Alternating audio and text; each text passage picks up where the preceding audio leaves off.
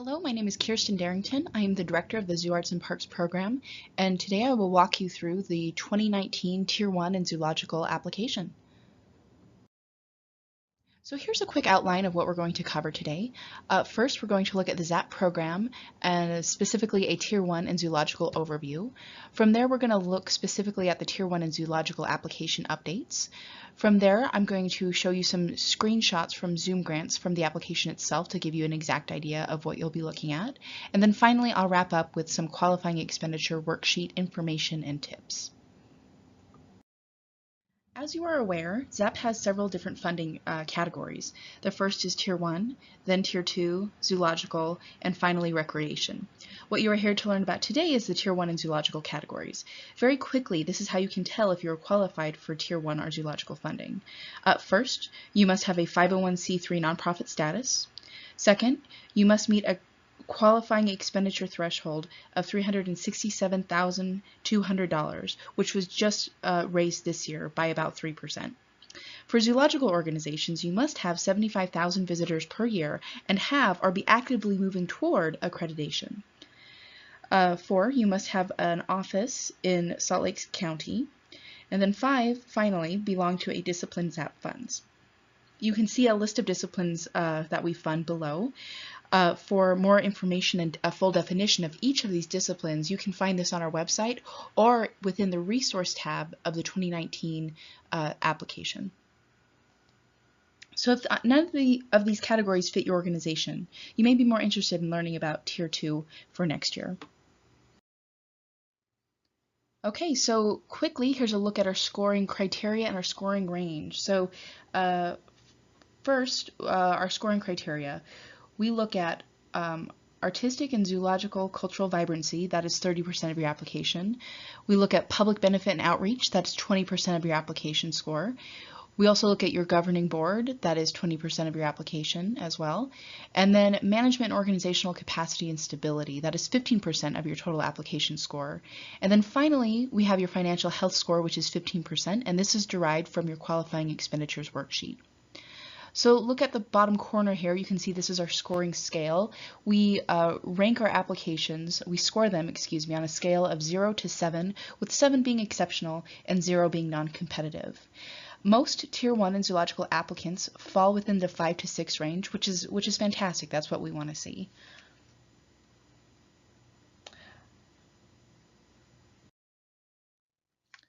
So I want to take a minute to introduce our Tier 1 Advisory Board. This is just some of the members from our Tier 1 Advisory Board you can see here. This is the group that actually does the review and evaluation of your applications. So while ZAP staff is the keepers of the applications and your information, these are the guys that do the real legwork. After making their reviews, they then make recommendations to the County Council on who has the final say on the 22 organizations that will be funded in Tier 1 and the zoological categories. We also, at this point, have assigned many of you a lead reviewer. Some of you are still waiting. I will follow up with you shortly. So we recommend that you invite them to a regularly occurring board meeting so that they can get to know your organization. They will not participate in the meeting unless asked. Some prefer to observe.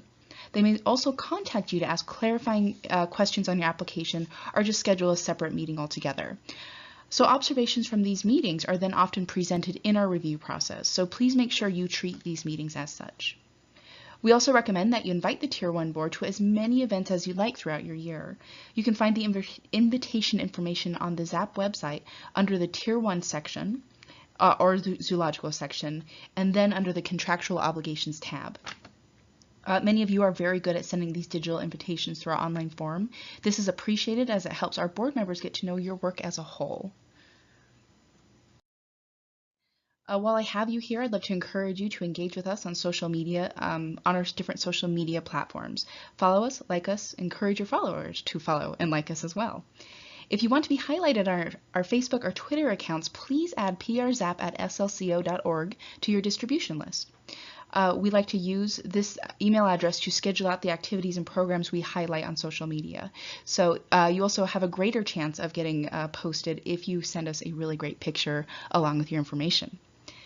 We also have a growing blog that acts as an archive for your successes and stories. This is something we would like to keep going. So if you'd like to contribute your story to this archive, please contact us and schedule a posting date. Keep in mind that we are looking for narratives rather than press releases for these blogs. We want people to feel personally connected to your work, the work you are doing, and the work we are supporting. So now to the 2019 application itself. I understand in the previous year, the ZAP staff made some substantial changes to the application. And I'm happy to share that after much review and analysis, we have decided that we will move forward with no major changes on the 2019 application. We know that the former ZAP staff worked very hard to try and simplify the application, make it connect better with the reviewers, add in some of your suggested changes, and also build in better ways to gather data from your organizations. So given all these changes that were implemented last year, it didn't make sense for us to go in and make a lot of additional changes this year. So for many of you, this application will be very familiar. That said, we still made a couple of minor changes. The first one is increasing the salary cap in our qualifying expenditures worksheet to $97,280. This is a 2.5% increase. We've also moved the board governance section to go below the public benefit and outreach section to make the application flow better. We've also added an informational checkbox for outreach funding in the public benefit and outreach section. So this is if you are receiving specific funding for outreach, such as POPs, IC, anything like that. We also ask for this in the qualifying expenditures worksheet. So this is just simply a quick way for our board members to cross-check when they're reviewing, strictly informational. Also, you'll note if you open up the qualifying expenditures template, we are asking for more explanations in any expense area that could be left up for interpretation. So miscellaneous expenses, other expenses. We really want to see the thinking, we really want to see what's going on there. This was an area, we got a lot of feedback from our Tier 1 review board that they felt was lacking in the applications. They simply want to see more explanations for any expenses that are not detailed. So now I would like to quickly show you how to get into the Zoomgrants application itself, and then we will show you we'll walk you through the application. So first, you'll want to go to zapisu.org. And then from there, you'll want to click on the Tier 1 button. From there, you'll be in the Tier 1 section. You can also go through this Zoological section as well, but you'll want to click on the Apply tab. Once you've done that, you'll scroll down and you're going to look for the button towards the bottom of the page that says Apply via Zoomgrants. Now I'm having you go here because even though many of you will have existing accounts, you must go to this link to get access to the new 2019 application. Even if you were to log in with your current information, there's no way you could find the 2019 application. So once you've gone in here and have accessed this link and started an application, you can go back and log back in as your regular with your regular login information. This is just the initial step you have to take. So from there, it'll take you to Zoomgrants, and it'll show you a list of open programs. So you are looking for the ZAP 2019 Tier 1 and Zoological application. So you'll want to click on the Apply button. And what it'll do if you're not logged in is it'll ask you to log in. If you have an existing account, you will do that here. If you are new to Zoomgrants and want to set up a new account, you would enter that information here. So once you've done either of those options and logged in, it will let you into the application. For many of you who have not logged in a long time, Zoomgrants will ask you to set up 3 security questions. This is a new feature that was just implemented this past year in a step to take on additional security measures to protect your information. It takes 2 to 3 minutes to set up, and once you go through that, it'll let you in. Don't be alarmed if you see these questions.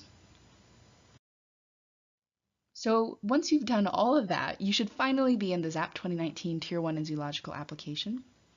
Pay attention to the tabs along the top of the screen. They contain important information. So make sure you read through the requirements, the restrictions, and the resources tab, as well as the last tab is for contact admin. That's to shoot us an email in case you run into problems. You, of course, can always reach out to us directly.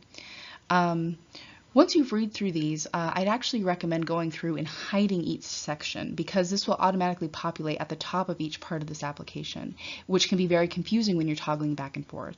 So this can save you some headache if you just hide these sections, but you can also get back to them by clicking on any of the tabs at the top. I'd like to call special attention, though, to the Resources tab.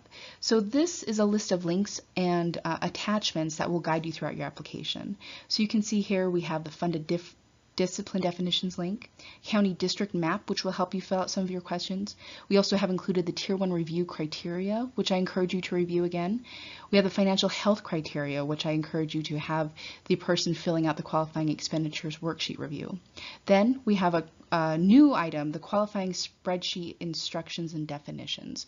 What this is, it's a PDF that just pulls out all of the instructions and definitions from the qualifying expenditures worksheet and puts them in one place. So that's an optional resource for you. And then finally, and perhaps most importantly, we have the 2019 qualifying expenditures spreadsheet. So this is the Excel template you will use to input your qualifying expenditures. So if you scroll down from there, you will find yourself in the Summary tab. This is one of 4 tabs in the 2019 Tier 1 application. As you're filling this out, whenever you click outside of a text box, it'll automatically save for you, so no worries about looking for a save button. Really here, with your summary section, you're entering a lot of contact information. For some of you, this may pre-populate if you have an existing account. So what I want to call attention to on the Summary tab is if you scroll down, make sure you check out the Collaborators section and you add the email address of anyone else you want to give access to this application. This does not carry over from year to year, so you'll need to add new collaborators every year. You can see here, you enter their email address, click on the application box, and then on the far right, you can click on the Invite button. This will send them a customized email invitation to log into Zoomgrants and access your application. I should note, when we get to contracting, you will need to go back in and you will see a new heading here that says contract with a box underneath. You'll need to click that to give whoever is going to sign the contract the authority to go in and sign your contract. So from there, we have the General Eligibility tab. This is a set of questions should look familiar to many of you. Once you complete this section, it'll automatically let you into the application questions. So make sure you read through these and contact us if you have any questions. And here are the rest of the general eligibility questions. One thing I want to highlight is number 8, indicate the 12-month period that you are requesting 2019 ZAP funding. This is an important question because we often get calls about can my ZAP funding be used at this time? And we always refer you back to this specific application question. So just make sure you take note of what time you're using and that it corresponds with your fiscal year and any other reporting you need to worry about. So from here, we're going to go into the Applications Questions tab. So this is where you're going to spend the majority of your time. The first thing I want you to take note of is the video artifact field, which is optional, but this is a place that will allow you to copy in an embed code if you have a short video showcasing your organization's work that you would like the review board to see. We've received a lot of great feedback from both our Tier 1 and Tier 2 boards that this is a great way to introduce your application. It's a great way for them to remember who you are and what your organization is doing, and they really love it. So optional, but highly encouraged. Below that, you're going to fill out some summary information. So this is just information from that is readily available from your most recently completed fiscal year. So not every organization will use each category listed, so just enter a 0 there for anything that may not apply to you. Going a little down into the information section, I just want you to look at what each of these questions are. One thing I would advise is just make sure you're being consistent from year to year when using these numbers. This is great information for ZAP to gather and then aggregate. What we do is we share these totals with our Salt Lake County Council. We share them with our Tier 1 review members. We share them with the wider Salt Lake County residents. This is a great way for us to show in a quantifiable way what the impact of your work is. So this has been very valuable information for us to collect, so we really appreciate it. Number 2, you're going to say another question that's fairly new. This is please attach an executive summary of your organization to the Documents tab. So this was new question last year. What this basically is a one-page resume of your organization. We've loved seeing what you have done with this question, what your executive summary looks like. We've also been getting a lot of good feedback from our advisory board on this, so keep up the good work. So now we are into the first section, the artistic, cultural, zoological vibrancy section. This counts for 30% of your total application score. So the first one, pretty straightforward. What is your organization's board approved mission statement? 4, describe how your organization's major programs contribute to the community. This is a fairly new question because what it does is it takes 2 old questions and combines them. We found we were getting some redundant information, and we're aiming to solve that with this question. So we're asking you to outline your major programs and then show us where's the connection to the community. We encourage you with this question to take a bullet point format, make it skimmable, make it as reader friendly as possible for our board members. Number 5 at the bottom, what has your organization accomplished within the past year that you are most proud of? This is an older question, but it's one we like because in addition to giving us the rundown of your typical activities, this highlights something new.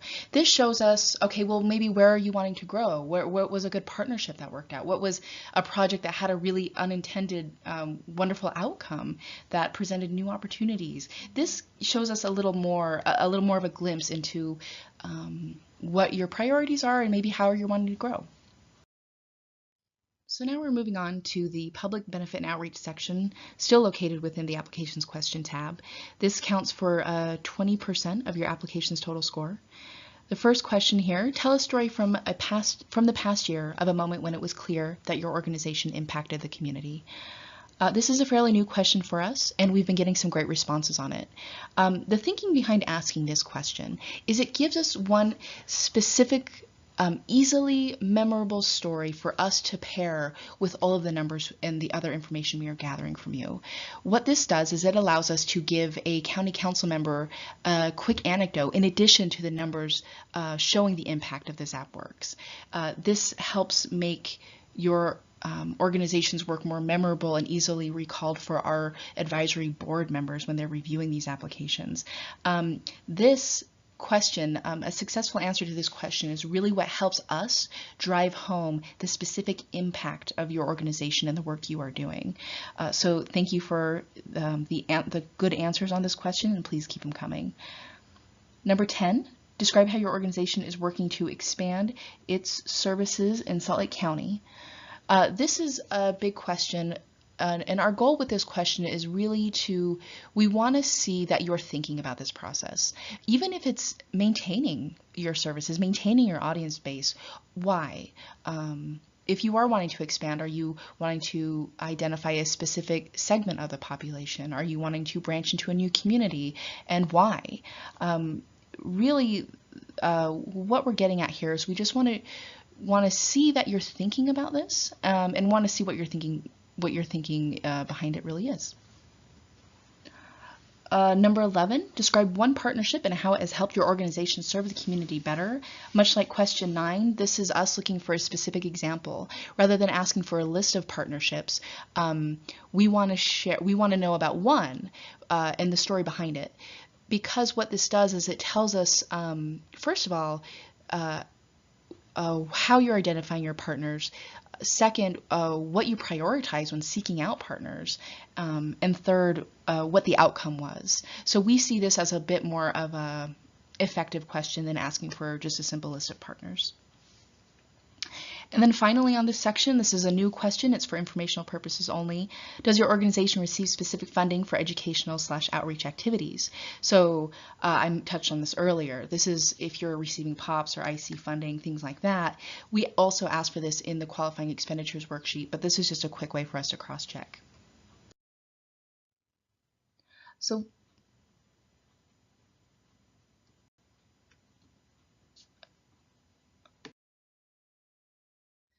scrolling down, you now are in the Governing Board section of the application questions. This accounts for 20% of your application's total score. First question here is attach a board list to the Documents tab. So here we're not just looking for your board members' contact information, and yes, we do want their home addresses. We are also looking for a quick list of the skill sets they bring to your board. Number 14, describe any efforts your board is taking towards increasing the diversity on your board of directors/trustees. This is a question that we introduced a year or so ago, and we've since opened it up. We would like to see, when answering this question, we'd like to see your organization's definition of diversity, because depending on who you are, where you are, what your mission statement is, we understand that your definition of diversity can be wildly different from another Tier 1 organization. But by providing that, it can help give us context into why the steps you are taking are important, why they matter. So just keep that in mind when answering this question. Number 15, what is your organization's fundraising policy as it relates to board members? So if you have one, if you don't, please show us, please tell us about that. Scrolling down, number 16, list the total board members/numbers for each of the categories listed below. So here you can put in numbers, you can also put in dates and text as needed.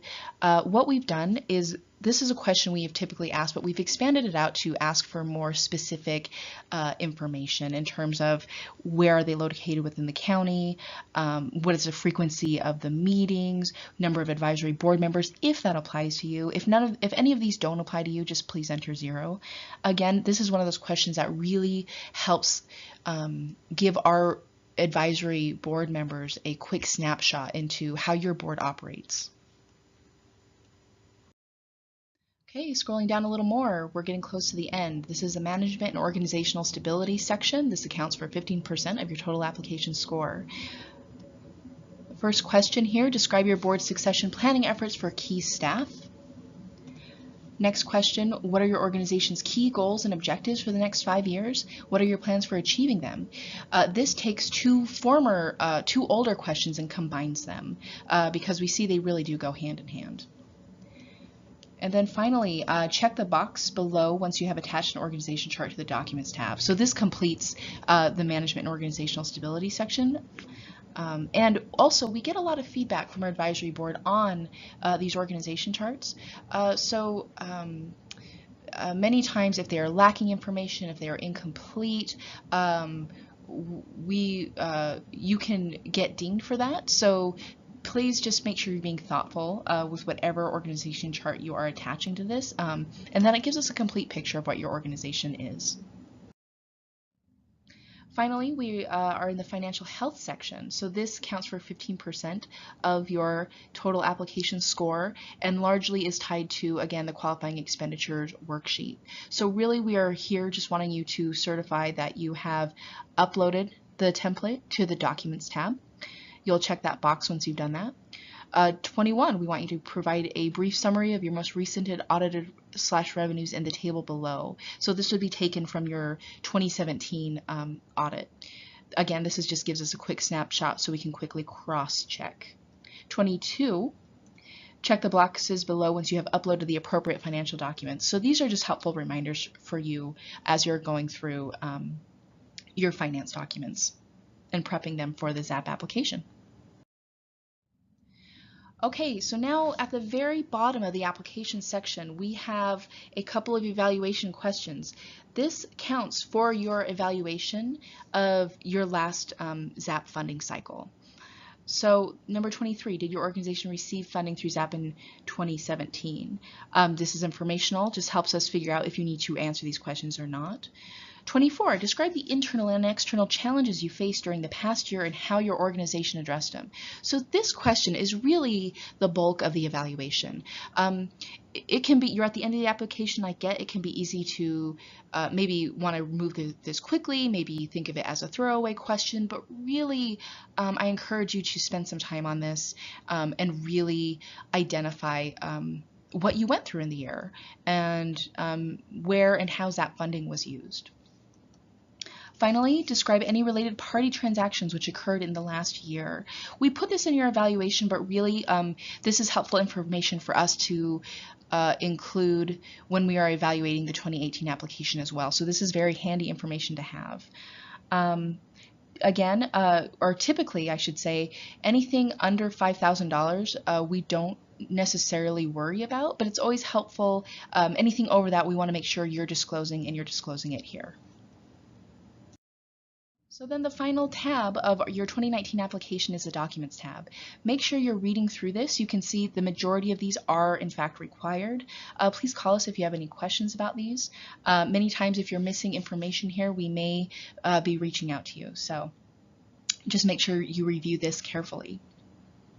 So this is the end of the ZAP application. So now what I'd like to do is wrap up with a few key tips and reminders on the Qualifying Expenditures worksheet. So quick overview, the qualifying worksheet has 12 tabs total. Again, this is a template that you can download from the Resources tab within the 2019 Zoomgrants application. Running through this list really quickly, just note anything in bold is required. Everything else is either optional or it's instructional. What you're really going to want to worry about when you're filling this out is number 4, which is 2017. It's the data from your most recently completed fiscal year. So this is data you will take from your last audit. The 2016 worksheet and the 2015 worksheet will basically be pulling in the numbers that you generated in your last 2 applications. To make sure you're using the most correct data, please go back to your 2018 application and under the Documents tab, check to see if ZAP has uploaded a corrected version of your Qualifying Expenditures worksheet. If we have, we want to make sure you are using the most corrected, updated version of your numbers. If you have any questions about this, please give me a call. Some highlights. The average qualifying expenditure minimum has been raised to $367,200. The salary cap for the first time has also been raised from $95,000 to $97,280. So again, the 2016 and 2015 sheet should match any changes made by the ZAP program. And also, and finally, and most importantly, when in doubt about any number you are entering on this worksheet, please provide an explanation. You will see when you are in there, we provide ample room for explanation and ample opportunities to provide those details. A couple last reminders on the worksheets. If your expenditures or revenues rise or fall more than 20% from year to year to another, provide a detailed explanation in the template. There's a final tab that says explanations. You can include that there. You can also include it on the summary sheet. Again, I can't stress this enough. Explain, explain, explain. Any expenses under miscellaneous programs, miscellaneous administration, other expenditures. Our board loves having these explanations, even though you may think, oh, this is obvious, nobody needs this, or it won't be a big deal. It really helps them feel included in your organization's story, and it makes them become, I've seen this at play in meetings, a much more fierce advocate for your work and for your organization when they feel like they have the complete financial picture. And now I'd like to do a quick plug for your 2018 contracts. So they are ready to sign in Zoomgrants. Go to zoomgrants.com/login. Under approved applications, you're going to look for the 2018 ZAP application. Underneath that, you're going to see a link with your organization's name on it. Click on that to get into your application. Once you're in there, you're going to scroll down till you see a set of tabs. One of them will say your 2018 ZAP contract. Click on that tab. And then from there, you should be able to scroll down and enter the signatures for your contract. Before you do that, we encourage you to view the 2018 contract webinar, which has a lot of information on your contractual obligations. Finally, we want these contracts to be signed as soon as possible, but no later than April. So if you have not seen a notification that your contract is ready, please give me a call. Okay, so a couple of last minute reminders on this application and when using Zoomgrants. First is please whitelist or add as a safe sender notices at zoomgrants.com within your email. We will send out notices directly, but we also send many of them through Zoomgrants. So we want to make sure you are getting these and that they are not going in your spam folder. Second, if you're not the main application contact for your organization last year and were not left logon credentials for Zoomgrants, please let us know. We know people change jobs and we want to make sure you have all the information you need. If you find you don't have access, let us know. In general, if you have any questions about the application or your contract or anything else app related, please let us know. We are here to support you throughout this process. And finally, most importantly, the 2019 application is due Friday, May 11th at 3:00 p.m. And with that, I will leave you to it, and please know we are here for you. Here's our contact information. You can reach out to myself or Lola as you go through this process. We are here to support you, and we want to see you have a successful application. So thank you so much.